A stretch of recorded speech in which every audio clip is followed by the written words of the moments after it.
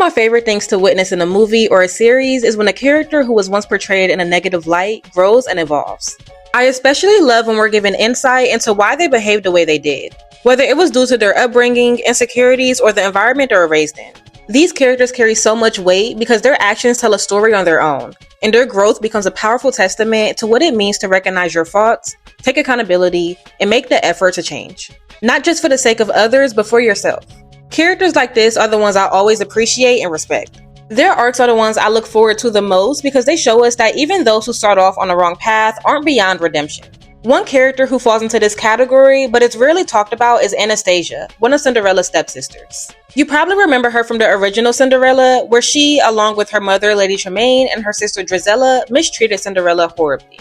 They turned her life into a daily nightmare, forcing her to live in cruel and demeaning conditions until she finally found her way to freedom and happiness. Anastasia played a role in making Cinderella's life miserable, just like the rest of her family. But in the Cinderella sequels, we got to see a very different side of her. We witnessed her transformation into someone more kind, self-aware, and emotionally honest.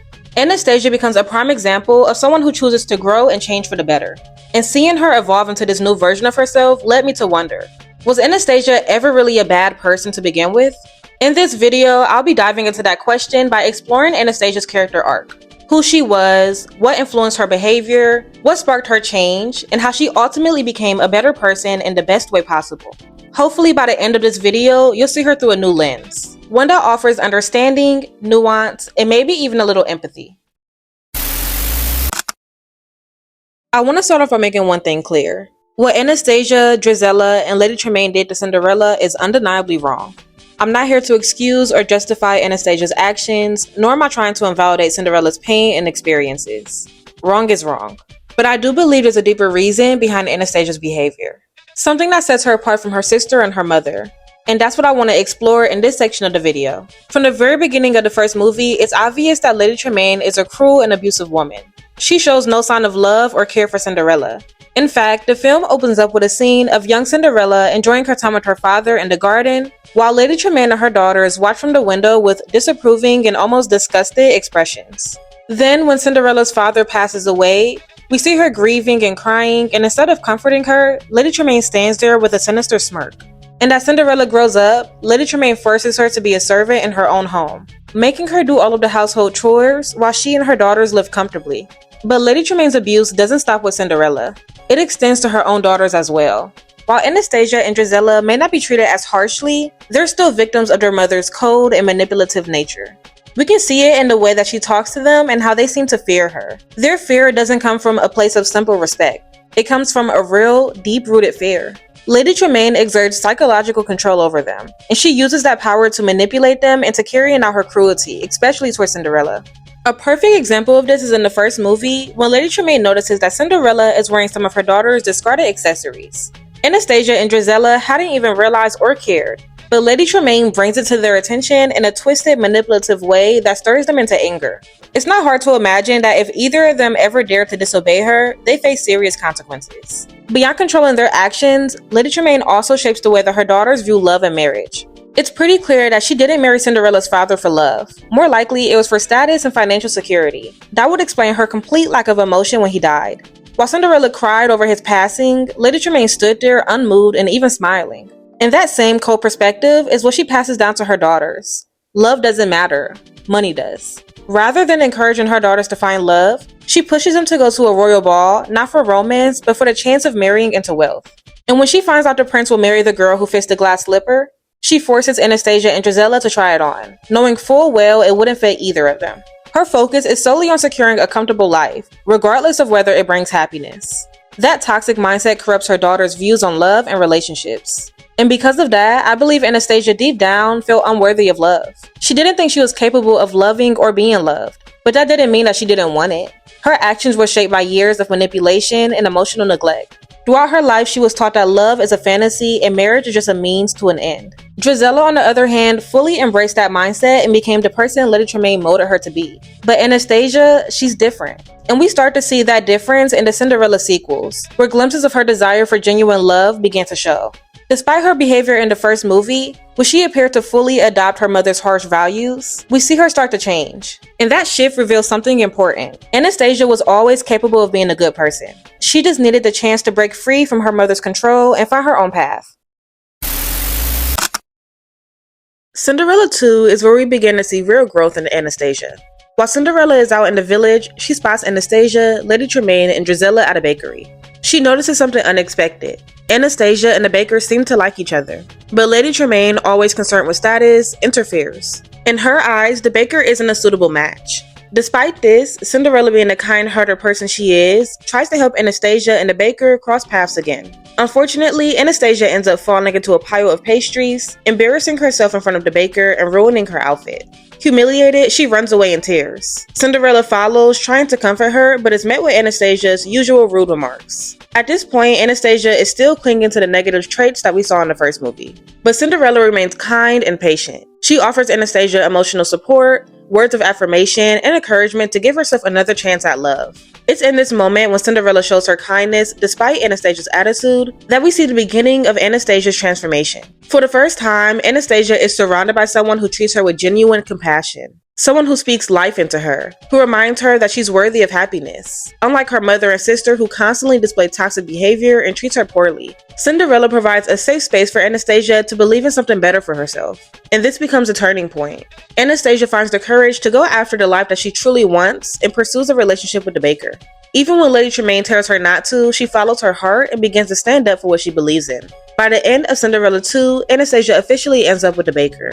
She dances with him at the ball that Cinderella invited them to, and she even tells Cinderella, "I never knew I could be this happy." This moment reveals the deeper truth. Anastasia was never truly bitter at her core. She was just raised to be that way by Lady Tremaine and believed that was the only life available for her. She didn't think she deserved happiness because her mother never made a space for her to experience it. She didn't believe she was worthy of love, having been taught that marriage was about wealth, not affection. Now finally experiencing true happiness and real love, Anastasia is filled with gratitude. She thanks Cinderella, and through that, we witness just how much her character has grown. In Cinderella 3, Anastasia still holds on to many of her negative traits, which makes sense given the environment she's in. The movie takes place during a time when she's still living under the same roof as Drizella and Lady Tremaine, a toxic household where she's constantly surrounded by negativity and control. It's an environment that stunts her emotional growth, and you can tell she struggles to thrive in it. When Lady Tremaine, Drizella, and Anastasia came across the fairy godmother's magic wand, their intentions with it immediately revealed their different priorities. Drizella and Lady Tremaine mention that they're motivated by power, revenge, and wealth, but Anastasia states that she just wants to find love. She says clearly that she just wants a prince of her own, something that shows she's chasing happiness, not domination. After Lady Tremaine uses the wand to magically fit the glass slipper onto Anastasia's foot, she's overjoyed. She's ready to embrace her new role as the princess bride and confidently walks out the door, until Cinderella appears, devastated and desperate. And in this moment, you see a shift in Anastasia. The look on her face says everything: guilt, empathy, sadness. She may be swept up in this fantasy, but she's not heartless.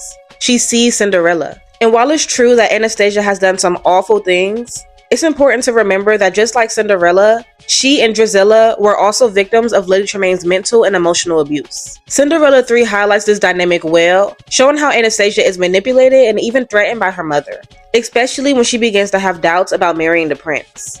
Lady Tremaine tries to force her into it in any way, regardless how Anastasia feels. And Anastasia knows what she's doing is wrong, but at her core, she's just like many of us. Even like Cinderella herself, she wants love, happiness, and her own happily ever after. But eventually she wakes up to the reality of the situation. And while that doesn't erase her past mistakes, it does show growth. She realizes that her happiness shouldn't come at the expense of someone else's. That's why, in a powerful moment at the wedding, she gives up her false happily ever after and returns it to Cinderella. Because deep down, she knows it was never really hers. Anastasia never truly loved the prince. She loved the idea of finally getting a happily ever after. And if he loved her, it was only because of the spell. She gave up a luxurious life and a royal title to do what was right. Not because it was easy, because she finally understood what love and integrity actually meant. And that's something that people who've only ever seen the first Cinderella movie might not ever understand. Up until the final moments of Cinderella 3, Anastasia genuinely believed the prince loved her. She even says, "I thought he loved me," after Lady Tremaine reveals that he ran off to find Cinderella. Even though she knew he was under a spell, I think Anastasia struggled to tell what was real. She had never been loved. She's never been valued. Her mother had emotionally abused her for years and left her desperate for affection. So when the prince showed her kindness, she clung to it, hoping it was genuine. But her mother didn't care about love, only status. That's why she used the wand to transform Anastasia into a Cinderella lookalike to fool the prince. And once again, you can see the discomfort all over Anastasia's face. She knew it was wrong. She even tells Cinderella, "I just wanted what you had." She wasn't truly trying to hurt anyone. She just wanted to be happy. But that meant she would have had to live a lie. And deep down, she knew the truth. The prince didn't love her. And if she went through with the marriage, she'd be carrying that guilt forever. That's why she was so uncertain as she walked down the aisle. That's why she asked the king, "How do you know if it's true love?" after simply touching the prince's hand and feeling nothing. She was looking for confirmation of something she didn't feel because she knew it wasn't it. So she did the hardest thing. She said no. She turned away from the wedding, stood up to her mother, and even risked being turned into a frog. All to do what was right. And in the end, as Cinderella and the prince finally reunited to marry, Anastasia stands off to the side, smiling. Not bitter, not jealous, but happy for them. She knew she made the right choice. And through everything she's experienced, she grew. She finally understood right from wrong. And that's something she had never been taught before. Not by her mother and not by the world she was raised in.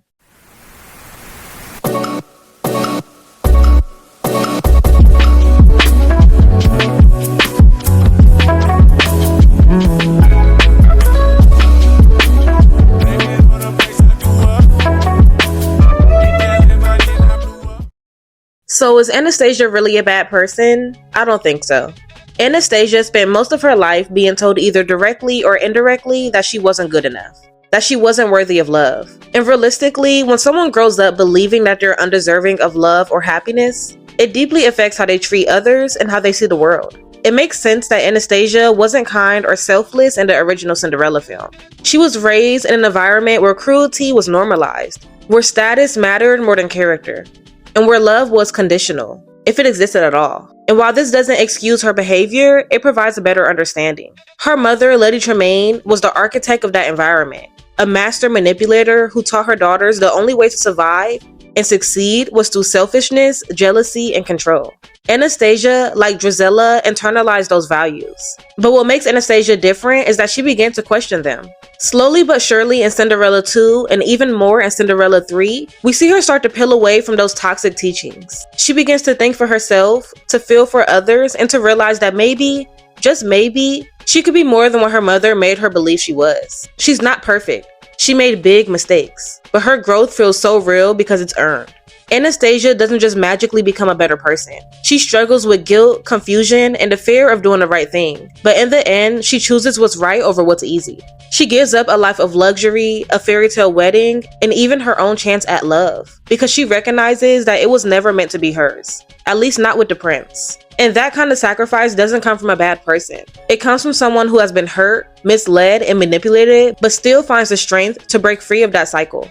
Anastasia's story is a powerful reminder that people can change, that we aren't defined solely by where we come from or by the mistakes we've made, and that even those who've been broken, overlooked, or misguided still deserve a chance at redemption. She didn't start as a hero, but she became one in her own way, not because she slayed a dragon or wore a crown, but because she found the courage to be kind in a world that never showed her kindness. So no, Anastasia is not a bad person. She's a flawed, complex, human character who, when given the opportunity, chose love, empathy, and selflessness. And honestly, that's what makes her one of the most interesting characters in the entire Cinderella franchise. I would like to know your thoughts on Anastasia's growth throughout the Cinderella movies. Comment your thoughts down below and subscribe for more content like this.